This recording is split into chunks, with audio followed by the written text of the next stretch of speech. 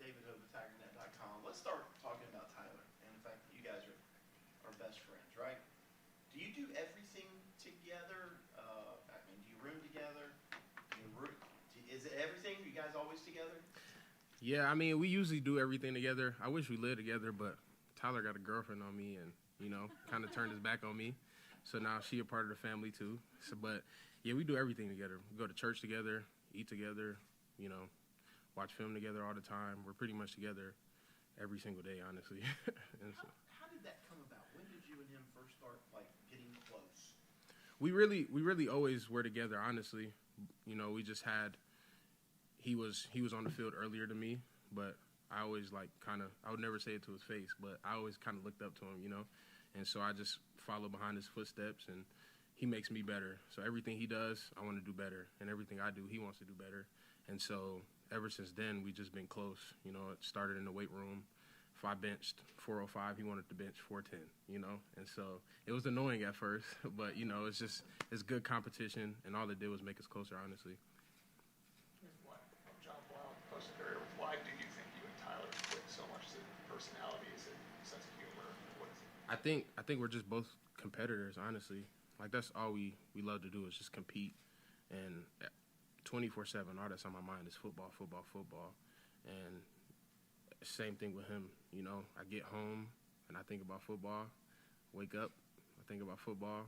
Eating, I'm thinking about football. I'm thinking about football right now, honestly. And so, and he has the same mindset. And so, it would honestly just be any time he's getting some extra work, he'd always call me. Anytime I'm getting some extra work, I call him. And so we just have the same mindset on and off the field. So I think that's what makes us click. Down at the Orange Bowl, you guys sit in the locker after the game, and he was like, ask Ruke what we're going to do. And you were like, ask Tyler what we're going to do. Was it truly one of those things, you guys were going to do it together no matter what? Yeah, I mean, we were. Truthfully, honestly, I knew I was coming back way before. I'll tell y'all this right now. But I wanted him to say it. And so I'd always tell y'all to ask him, and he'd tell y'all to ask me. And so we just started that. We just kept it going. So I guess what happened in the phone conversation? How was it in the phone conversation? Yeah, he surprised me. He called me. He was like, hey, you want to come back? And I was so surprised because if anything, I was going to stay and he was going to leave. And so I was like, are you being serious? He was like, yeah. And I had the biggest smile on my face. And so ever since that phone call, I just knew I was coming back. And so here we are. How quick was It it? was 30 seconds because, TD never answers the phone, truthfully.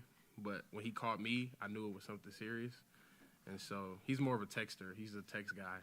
And so when he called me, I knew he was serious. So I paused for a little bit. And then I said, yeah, I'm ready. And then that was it. Williams, TigerIllustrated.com. What was your grade from the NFL, if you don't mind? I really don't know, honestly. I mean, I don't pay attention to that stuff. Yeah, I don't pay it. It's whatever's gonna happen is gonna happen. Coach Eason handles that stuff, so I really don't ask, honestly. You were outside a little bit, I think, especially in the Orange Bowl. Do you think showing your versatility is probably a important thing this year for you as you think to your future? Yeah, definitely. I mean, I was recruited here to play DN, so it's still in my skill set. So I just had to show the world I can still do it, even though I put on the weight.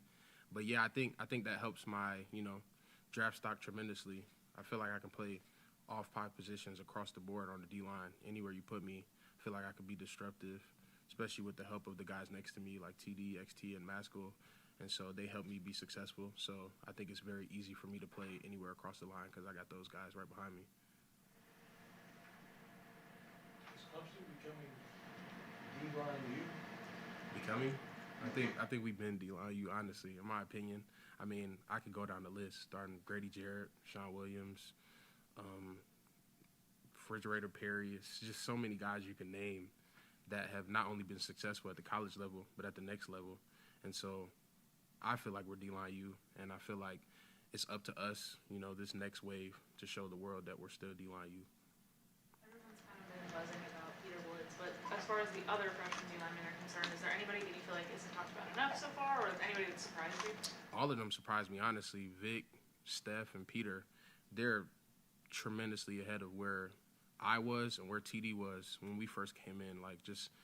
They do things that me and TD didn't start doing till our sophomore and junior year. And so seeing them, come in already that advanced and having a coach like Nick Eason to back them is scary to see what they'll be in the next 2-3 years. I expect some of them to be gone in 3 years, and I hope it all works out for them. Is it nice? What's it like having a coach like Eason who's been there, done that? It must be a great learning experience for you guys. It is, honestly. I think he's the best D-line coach in America, truthfully. He's played at this level, and not only at this level, at this school. So he takes a different level of pride in it, and he instills that in us, He knows what it's like to be out there in fall camp with tendonitis in your knee or your ankles hurting and pushing through. And, he knows how to take care of us, but at the same time, he always pushes us. And that's one of the best things I like about him. He doesn't matter if you're a freshman, a fifth-year senior like me or TD. He's gonna get in your butt the same way. And so I feel like that's what just pushes us to be great. And just seeing how hard he works, it makes me want to just go out there and put it out on the line for him. He's just seeing that he would do the same for me. Why not do the same for him while I'm out on the field? I know you're all about football right now, but this past spring and summer, did you ever get a chance to show off your basketball skills to the young guys? Definitely. Every time I bring up basketball, everybody thinks I'm joking. But, I think I have to just pull up my high school film, I don't want to brag too much, but, they call me LeBron James, but I don't want to get on that today. And, but, yeah, I have to show them. Every time they call me out, we got a basketball court in there, so I say, I'll just show you. And then I show them. I don't think nobody on the team has beat me one-on-one or in horse, honestly. I'm like 100-0. What specifically to those freshmen, what are they doing that you said that you and Tyler weren't doing until you're... Just the physicality. Peter, he's coming in, how old is he, 17, 18? He's coming in benching 475. You know what I'm saying? That's unheard of. And, he's benching 475 as an 18-year-old. Imagine when he turns to 20, 21, especially with the strength coach like Dennis Love. He's one of the greatest strength coaches out there, him and Coach Batson. Just things like that, just their strength, their footwork, and their knowledge of the game. Like, it took me about a year to pick up the playbook because we had a big playbook. Peter picked it up a couple weeks. Steph Allen picked it up in a couple weeks, and so did Vic. And so just their knowledge of the game, it's just things that me and TD had to learn along the way. TD was always smarter. He's one of the smartest football players I know, honestly. But the way they just pick things up so fast, it's just scary to see. ClemsonSportsMedia.com. What are your expectations for this year's defense coming in year 2 under Coach Gillum? The best defense in America, best defense in the nation. I feel like we should just go out there and be dominant and be us. And I can go down the list of guys we have: Bear Carter, Jeremiah Trotter, R.J. Mickens, Jalen Phillips, Sheridan Jones. Keep going. You know what I mean? And so just the type of guys we have, and not only that, the depth. We could put the second group in there and the third group in there, and there'll be no drop-off. And so I feel like my expectation for us is just to dominate, go out there and dominate and be the number one defense. What kind of difference do you see in Peyton Page so far? Man, don't get me started on Peyton. He came in, 400 pounds? He's what did he weigh in at, like 308? You know what I'm saying? And losing almost 100 pounds, I feel like that should show the maturity and the development in him.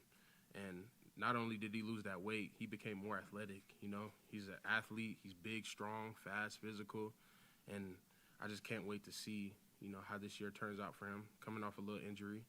But when I watch him play out there, it's like it didn't even happen, He's just going out there wrecking shop. And, that's what we need on this team, a big anchor in the middle that can go out there and anchor it down for us. I guess just looking back on last year, how do you feel about the pass rush in terms of how consistently you guys got after the quarterback? Is that something you feel like you can improve this year? I feel like we did a decent job. We had 40 sacks plus, whatever. But we could have did way better, And that's just me personally. I don't ever get satisfied, and I wanted us to go out there and get a sack every play. And so that's just always going to be my mindset. So I truly will never be satisfied. But I think we could have did, a tremendously better job. And so I feel like that's what we're going to do this year. And we have the tools to do it. So all we have to do is just go show it instead of talking about it. Is there anything in particular you learned from Coach Eason that helps kind of improve that? Yeah, he teaches us moves on moves, moves on moves on moves. That's all he teaches. And violent hands, quick feet, and just learning more about the game. It's easier to recognize when the offensive line is going to pass set or when they're going to run set. And so I feel like that helps us have an edge on them, especially with the film study and learning tendencies and stuff like that. So it'll be easier for us to know when it's time to pass rush or when it's time to anchor down. Going back to Tyler, you guys will probably be playing on different teams next year. Dad was always saying, you know, the days are long, the years are short. How are you guys kind of attacking these last few months as teammates together? Yeah, I mean, every day I tell them, let's just go out there and empty it, you know. We owe it not only to ourselves, but we owe it to this great program to just empty the tank.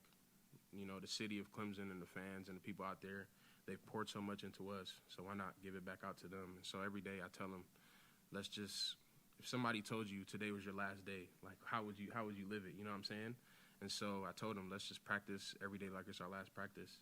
And so we're out there hell on wheels, running around, running into people. And so I feel like we're going to do that every day, and we're going to just look up, and we're going to be in the national championship. And then, you know, we're going to look up again and, God willing, be drafted.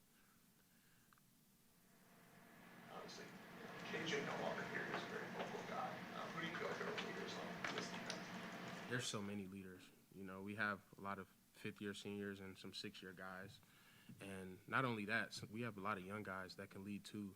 So it's not like I can't just appoint, you know, can't call out a certain amount of leaders, but there's a lot of them, you know, especially a lot on defense and a lot on offense, especially Cade. You know, he's coming into himself, being more vocal.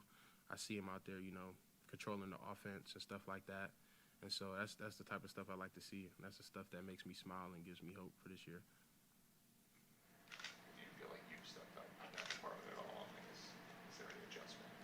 Definitely, yeah. I feel like I've stepped up. I feel like I have to talk double because TD doesn't talk. So I just say everything for him because I already know what he wants to say.